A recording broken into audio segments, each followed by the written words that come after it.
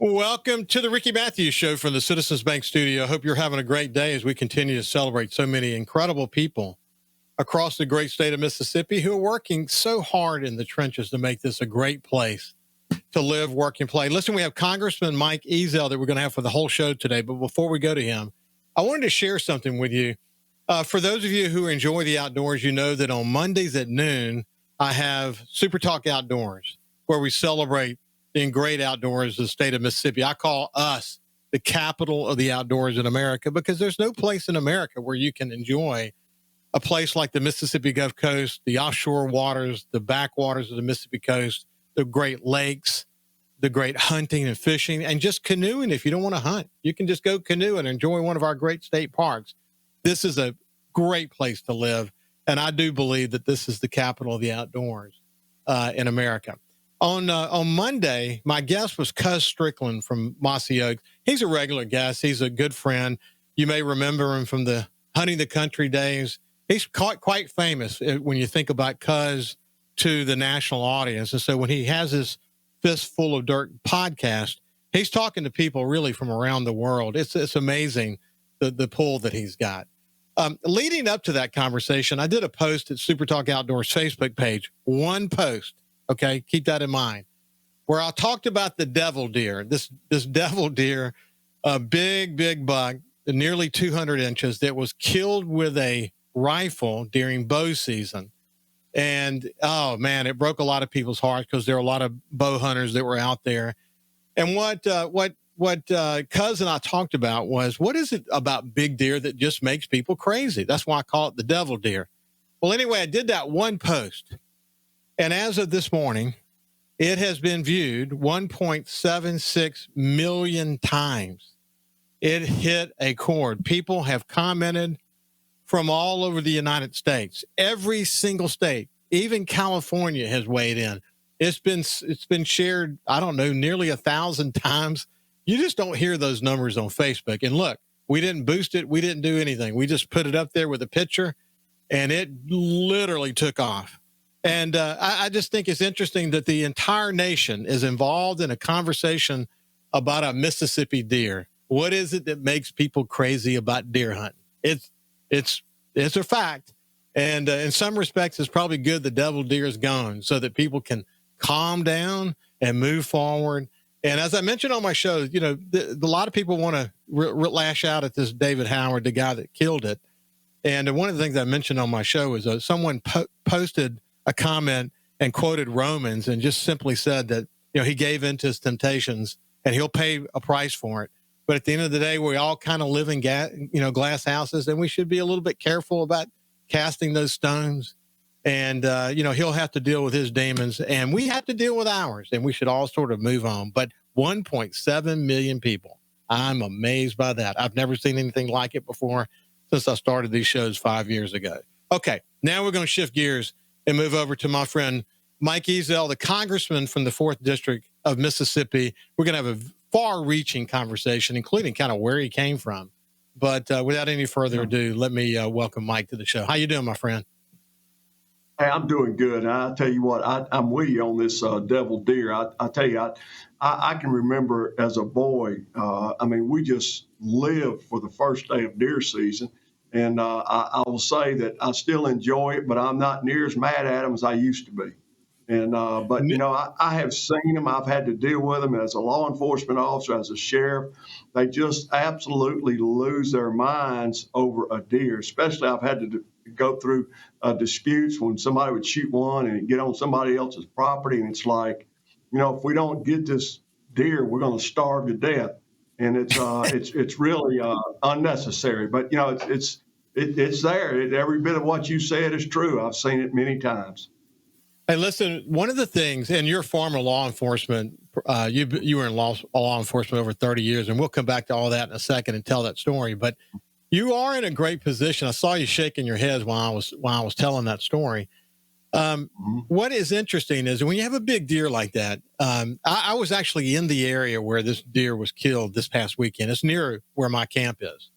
And so he had a range of probably 5 miles, man. I mean, he was running through all kinds of property, and he had been doing this for 2 or 3, 4 years, probably a 5-year-old now. But the fact that he was so resilient and ran through these gauntlets and didn't get killed is quite amazing to me. Yeah. But anyway, people, if it came through someone's property, suddenly it was their deer. So someone killed their deer. And so, the guy that shot it certainly gave in to his temptations, but I would think there was craziness to go beyond that dude. And what it did? It opened up a conversation about what has happened. How did we get here? Some actually aim this at the sporting community, the outdoors community that really is constantly posting all these big pictures of big deer. And one of the things that Cuz pointed out, he said, in the old days, big deer were, man, that was something, because you didn't see many big deer. But because we're very conservation minded, we're very conservation minded and all that these days. It you see a lot of big deer, so they're not necessarily not so uncommon anymore. But it was an interesting conversation. We just what Cuz and I came back to, Mike, and you'll appreciate this, is that hunting and enjoying the outdoors, if we really are honest about it, if we're really true to it, it's about being there with our kids and our grandkids and passing that legacy to them to enjoy it. Yep. And as our friend Will Primos has said on this show, he's a dear friend. Will said when he goes turkey hunting, it occurs to him to pray, but then he realizes he's in a prayer in that moment. I know that feeling. You know that feeling, and I try not to lose touch of that. Well, I do. Pretty cool stuff. Sure. I love, watching wildlife and just enjoying the outdoors, and taking my granddaughter, and I brought my girl up, teaching her how to drive a boat up and down the Pascagoula River from the time she was 8, 9 years old, in the boat with me, going duck hunting and various things. It's just something that you never forget. Yeah, that's the thing that I believe a family that enjoys the outdoors together, they stay together. And I have 2 boys and a daughter, and all of us love the outdoors together. In fact, my daughter and her husband and 2 kids are coming up to the camp weekend after next to enjoy that second youth weekend. And I can't wait, because it's just fun to be there, and you can literally see the stress come out of everybody's body as they enjoy being together. And as I mentioned, and you know this as well, and I saw you shake your head when I said this, Mississippi is the capital of the outdoors. And look, we may not have an elk or we may not have a mule deer, but we make up for it in whitetail deer and turkey and speckled trout and redfish and whatever else you want to count. But it's a special place in that regard, isn't it? Mm-hmm. It's wonderful. Yeah, I'll tell you what, my grandfather was a bird hunter, and that's what I grew up. My grandparents lived in Carnes, Mississippi. My grandfather had a small farm, and we dove hunted. And that was what my dad did. That's what we did. We quail hunted. I would walk along the fence rows and kick them up, and that's the way we were brought up. Our current listeners will be happy to hear that story, that you have connections and roots that run deep into Mississippi, and that's what makes you so passionate about what you're doing. Listen, one of the things I was reminded of when I did a little research about you is that you went straight into law enforcement. I did. Yeah. When I got out of high school, I went to work construction, just waiting to be old enough to get on the police department here. My dad was a Pascagoula policeman, and I couldn't wait. When I was 19, I was hired as the bailiff at the youth court, and got me a deputy sheriff's commission at 19, and worked as a bailiff until I could get 21, and I joined the department, and I just loved it. I can still remember my first day on the job. Isn't that amazing? And it led to you ultimately becoming sheriff. But you saw it all during that period of time, didn't you? Well, I did. I tell you this, I had such a wonderful career, and you have to learn to take the good with the bad, and make the best out of it. And that's one of the things that I try to instill in young folks. Being an adult is no fun. And, you're going to have to learn some hard lessons. And the best ones to learn are early in life, so you won't repeat those mistakes. I tell you, being a law enforcement officer at the time period that I served from 1979 until 2022 was just a wonderful life.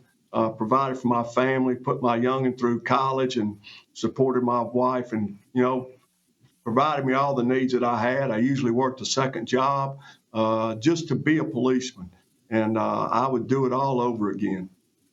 Yeah, it's an amazing story. Look, what I remember about you as sheriff is that you had tremendous pride in law enforcement, and you stood up for that in a big way as a leader in law enforcement. That at a time when things were changing in America, that were beginning to turn against law enforcement. And for those of us who live here, we were always baffled by that trend. But you were a leader and kept that front and center.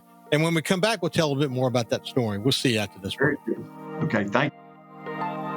Welcome back to the Ricky Mathews Show. We have Congressman Mike Ezell today from the 4th District of Mississippi. And I joked with him before we started the show that a friend of mine, well, I'll tell you who it was, John Hairston, the CEO of Hancock Whitney, said to me at one point that being a congressman is a young man's sport because you're constantly in re-election mode. Every 2 years, you have to be thinking about re-election. It's a grind. You and I chatted about that before we started, but what you said to me that you've got hard work in your DNA, and you're thankful for that, aren't you, Mike? Yes, I am. I tell you this, when I was 11 years old, I bought my own lawnmower. My dad bought it, and through cutting grass, I paid him back. And when I was 14, my mother was the church secretary, and the church needed a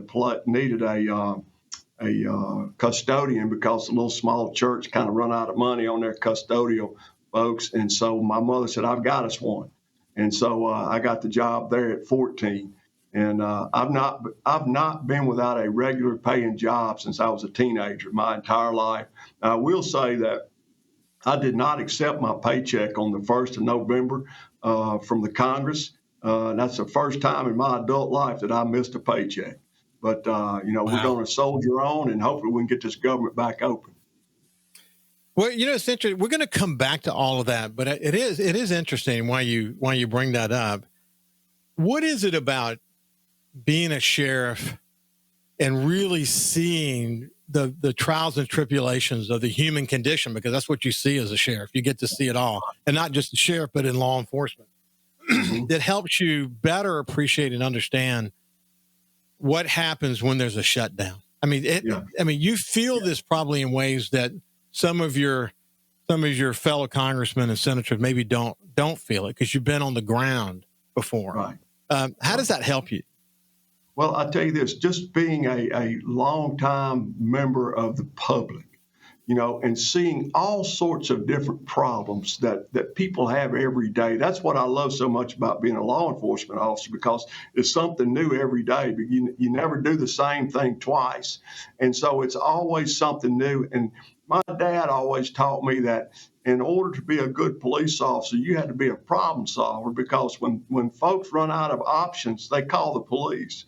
And at 2 o'clock in the morning, especially if you're a deputy sheriff, you're out there by yourself, you got to be able to think, and you got to be able to understand.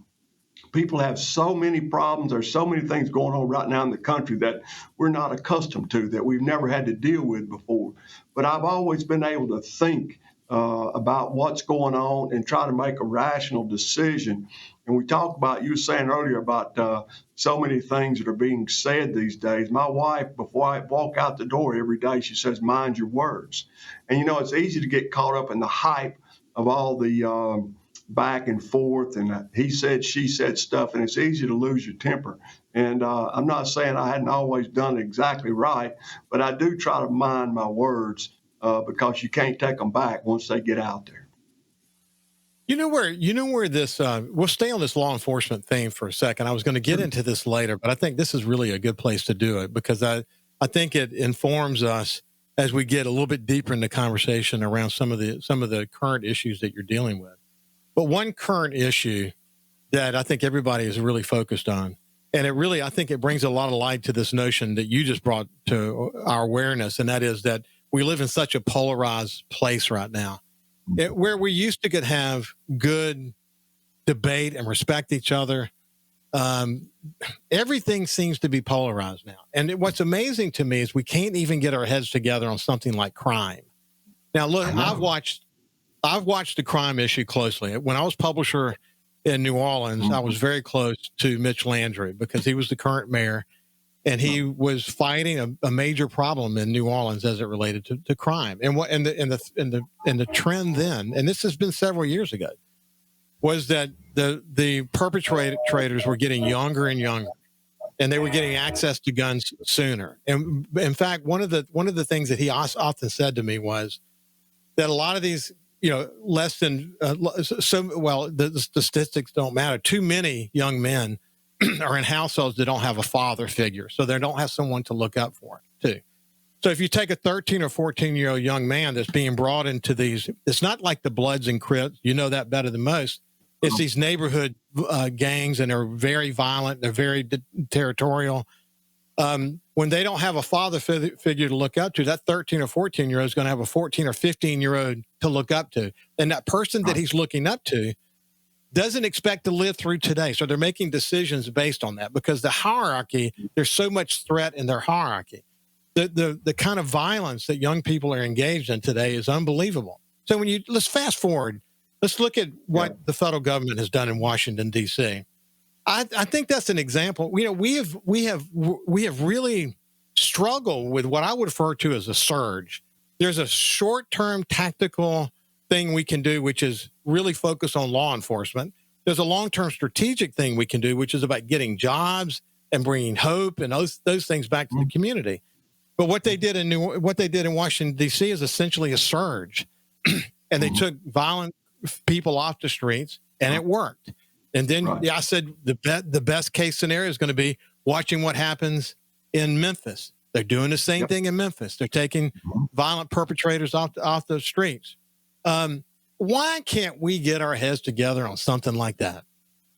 It shows you so much of the difference in our society, and people that for no matter what, and I'll say this, it's part of the Trump derangement syndrome that, and of course this has been going on for a while for our law enforcement officers, but thank God we don't have to worry about that here.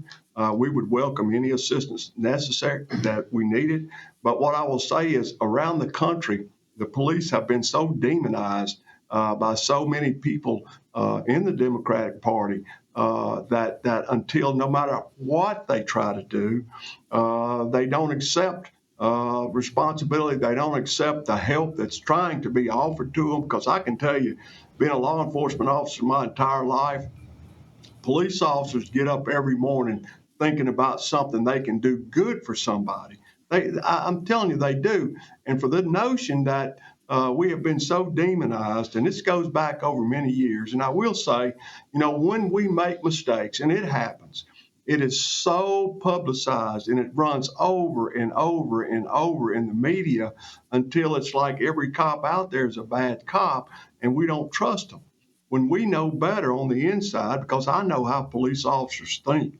And that's one of the things that I always try to do, change their way of thinking about how you deal with the public and think about putting yourself in the situation that somebody's in so that you can understand what their problem is and try to serve them, try to help them.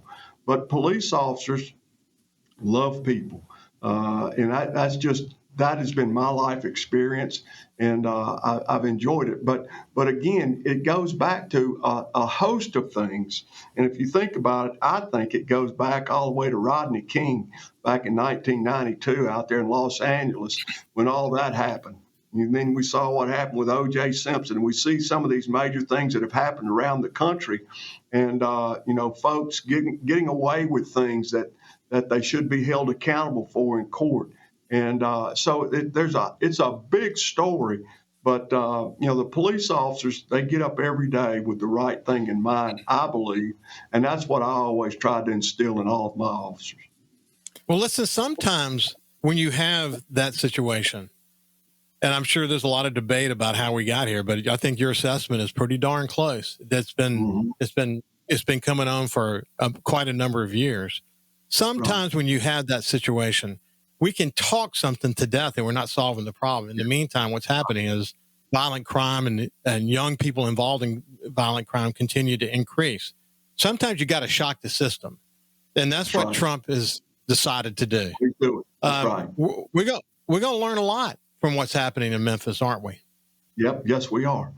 And I'll tell you this too: if you look at talking about violent crime that has gone on for so long around the country, especially in your bigger cities, because your police officers are answering calls back to back to back to back, and they don't have the time to put in the effort to really investigate a shooting or a robbery or things like that, because somebody's screaming over here because they need another call, and the staffing is down. So that's part of the problem.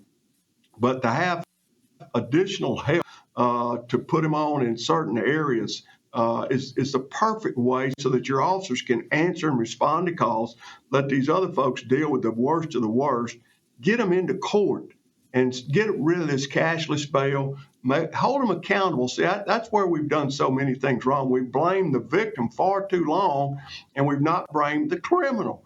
And the criminal has gotten out, and look at so many of these things that we have seen where these repeat offenders have been released and released and released. It ain't working. You got to, sometimes there are just people in this world that you just got to lock them up and throw away the key.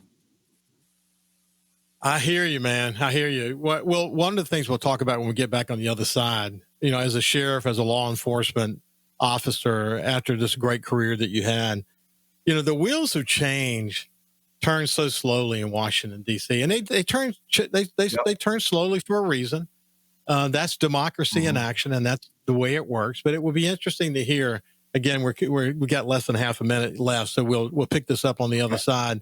How frustrating is it for you to be able to see and almost be able to touch what the solution is, but you can't get it done? Oh, that's got to be crazy. We'll continue our conversation with Congressman Mike Ezell when we get back on the other side. We'll see you after this. Welcome back to the Ricky Mathews Show from the Citizens Bank Studio. We have Congressman Mike Ezell with us today, and as I expected it would be, it's going to be a dynamic conversation. We were actually talking about during the break he was about to tell me a story, and I said, hang on to this, because this is an example actually of how he as sheriff could put things in place. Okay. So I want him to tell that story, but then I want him to contrast that with being a congressman, where oftentimes he doesn't control being able to deal with the solution, even though he can touch the solution. He just can't make it happen. So tell the story and then contrast that with what it's like to be a congressman. Well, I'll tell you what, when I got elected sheriff, so many of the deputies that I knew over the years, because there were 7 of us that ran first time for sheriff, and nearly all the candidates were just slam blasting the entire sheriff's office. And the problem was not with the sheriff's office. The problem was with the leadership. The sheriff, who was removed from office, who was a friend of mine, but he lost his way and he got removed from office. So when I took over as sheriff, so many of those deputies said, we never worked with you, we never really knew you, but you didn't bash us. You didn't do that. You said what you were going to do. And that went a long way with all the men and women at the sheriff's office. So one of the things that I really thought about was some of the early lessons that I got, not only from my dad, but from my mentors at the Pascagoula Police Department. Going back, I grew up in that place, going there from a boy and listening to those men tell stories. And that's how you learn. It says it in the Bible, as you walk down the road, talk about the Lord. And so I learned so many things. And one of the things that I brought to the sheriff's office, especially going through what they had just been through with losing their sheriff and getting him removed from office, was I had to let them know, number one, that I cared about them. Number one, I cared about them. They were a part of the family. But number two, I slowly went about changing the way they thought about how we were to operate as law enforcement officers. And I told every one of them, from the leadership on down, you are a deputy sheriff first. Everything else comes after that. So put that in focus. You got a job to do, no matter if you're a major or a chief, or if you're a brand new patrolman, or what you do there. You are a soldier in this man's army, we call the sheriff's office. And think about what you do and what you say. And I try to set those examples by getting a good standard operating procedure, getting people in place that would make good, sound decisions so that they could look up to the leadership as mentors, not as an adversary. So I changed the way that they thought about interacting with the public, which changed the way the public thought about interacting with their deputies. And we were able to form some good friendships. One of the Yeah. things that I said when I was running for sheriff, I said, if you call, we're coming. We're going to show up. We may not be able to solve your problem, but we're going to show up.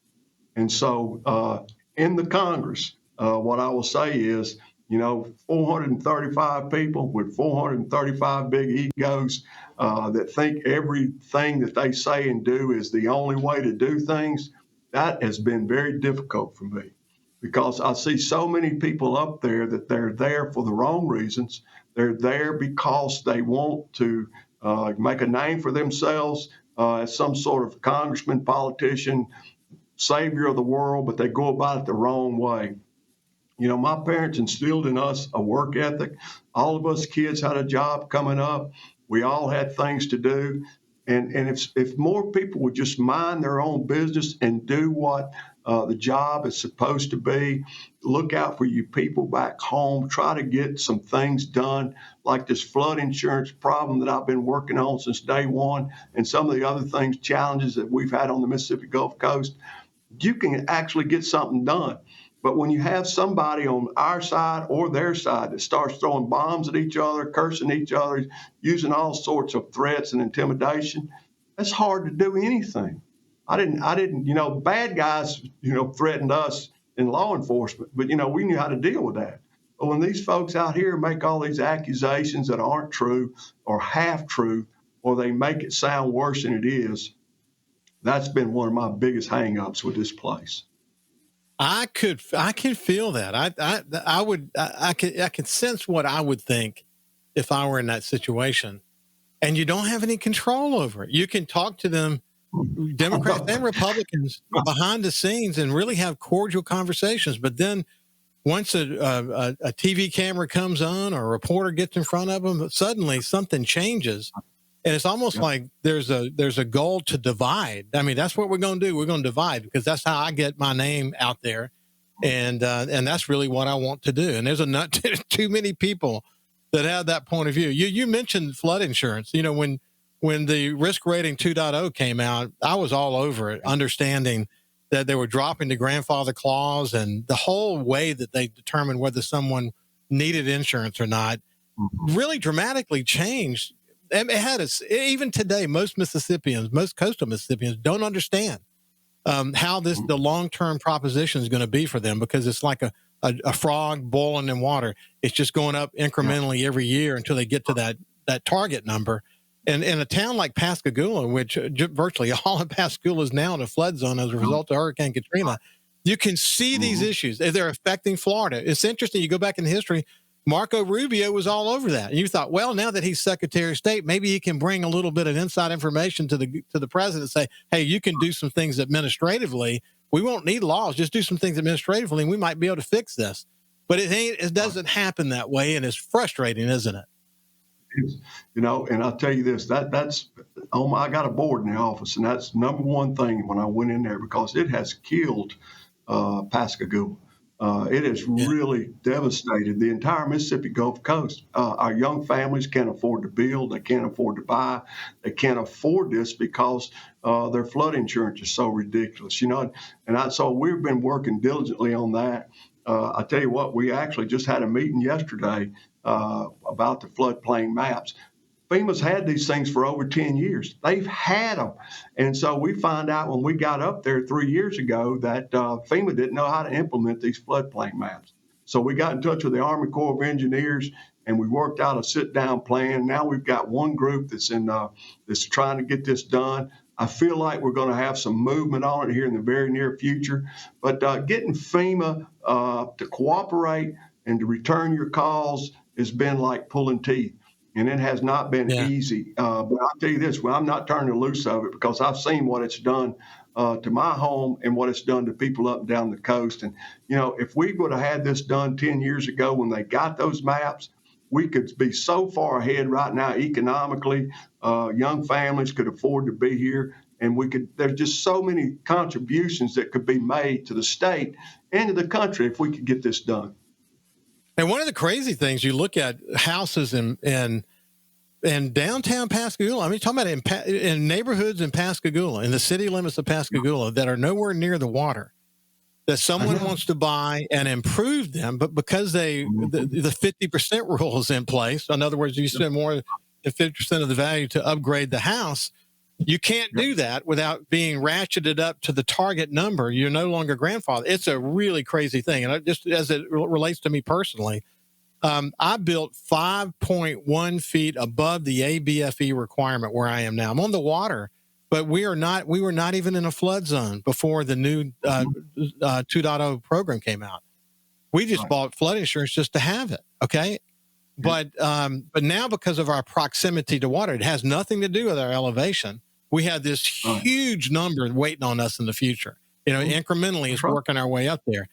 And it's a big deal. I'm glad that you've been on it. I mean, it's amazing to me that those maps have been sitting there that long. It would have resolved the specific problem and Pascagoula is kind of maybe the poster child for this, because it's such a concentrated group of residential homes that are affected by that.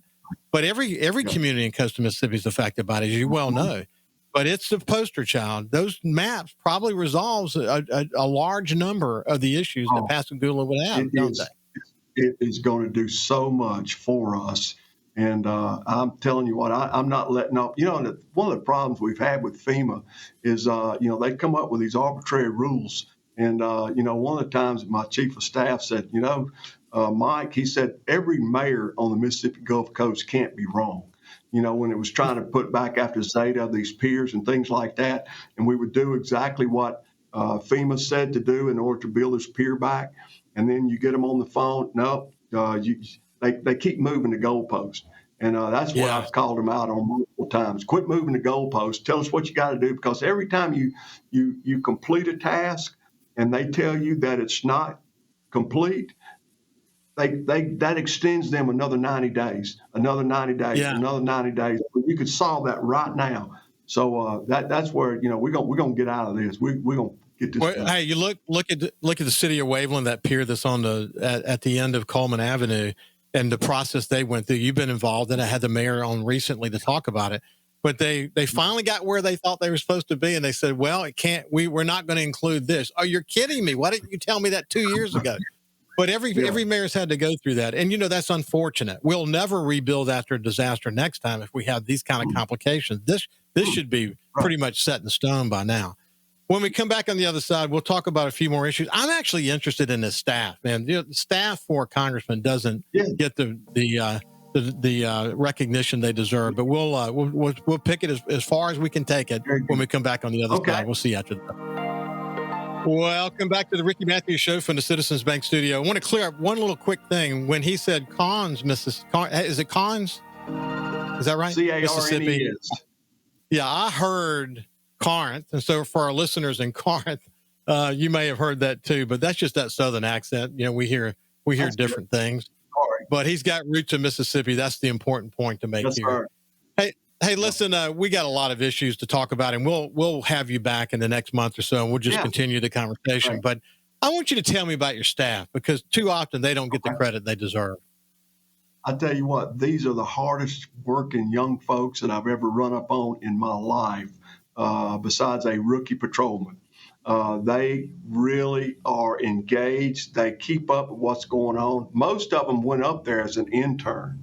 And once they got up there as an intern while they were in college, they choose to stay up there and get a job. Once they graduate college, they come back and they work and work and work.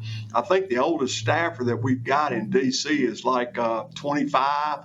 But they absolutely love these jobs. They live for politics.